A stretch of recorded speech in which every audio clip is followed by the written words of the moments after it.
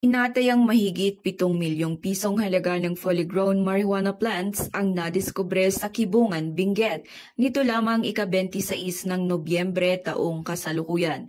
Ayon kay Police Colonel Joseph Bayongasan, Provincial Director ng Benguet Police Provincial Office, naging matagumpay ang nasabing marijuana eradication dahil sa pakikipagtulungan ng mga operatiba sa pangunguna ng Benguet 2nd Provincial Mobile Force Company, Kibungan Municipal Police Station, Provincial Intelligence Unit, Benguet Police Provincial Office, Regional Intelligence Division at Philippine Drug Enforcement Unit, Cordillera. Nagresulta ang operasyon sa pagkadiskubre ng 37,600 piraso ng fully grown marijuana plants sa isang komunal na kagubatan sa Kibungan na may tinatayang lawak na mahigit kumulang 4,700 kwadrometro na may standard drug price 7,520,000 piso.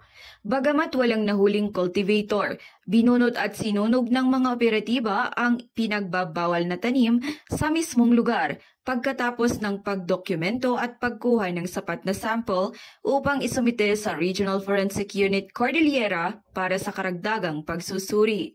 Ang matagumpay na operasyon ay patunay lamang na ang pambansang pulisya ay nagkaisa sa pagpapaigting ng kampanya kontra illegal na droga bilang pagsuporta sa adhikain ng kasalukuyang administrasyon tungo sa isang bagong Pilipinas.